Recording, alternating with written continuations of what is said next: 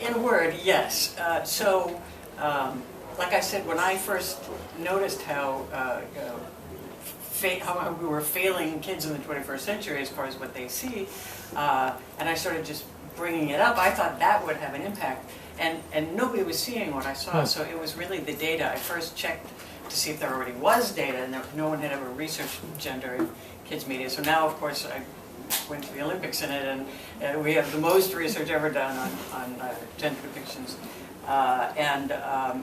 And it's made all the difference. So because I'm in the industry, I don't have to, I don't really use the data to educate the public so that they will demand more. I just go directly to Disney and Warner Brothers and Universal. I go to all the networks, I go to all the guilds, all the production companies, and Google, and speak to them directly in a private and collegial way. Say, hey, what about this?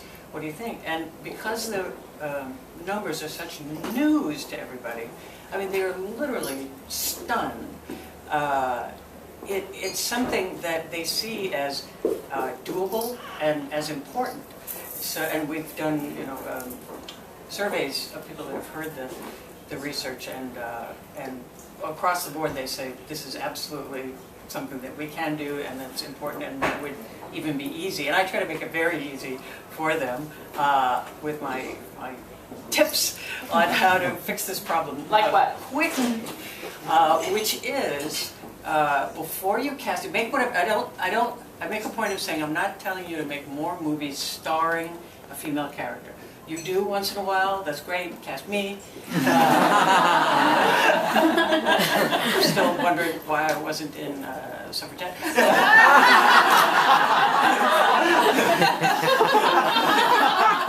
That's a little bit of an icon. Oh, she's a big fat icon.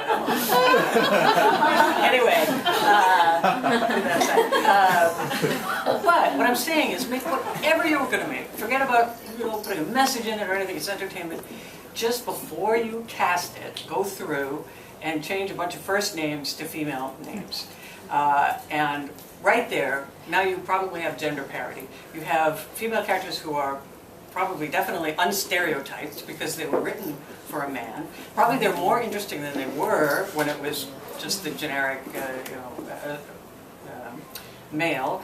And when it says a crowd gathers, just write in the script, comma, which is half female. Because the AD, somehow or other, is going to end up 17% when you get to the set. So, and they're all very pretty. Which is half female and who are not all in low cut blouses. So because we've run into a phenomenon with male writers where they will admit that they have a bit of a problem with female characters, that they're afraid of female characters. Writing one is okay, but more than that, they're worried about what we want. So they should have a female writer help them. Well, hello, right. You're going too far. In fact, when we were speaking with the Animators Guild, which is 17% female,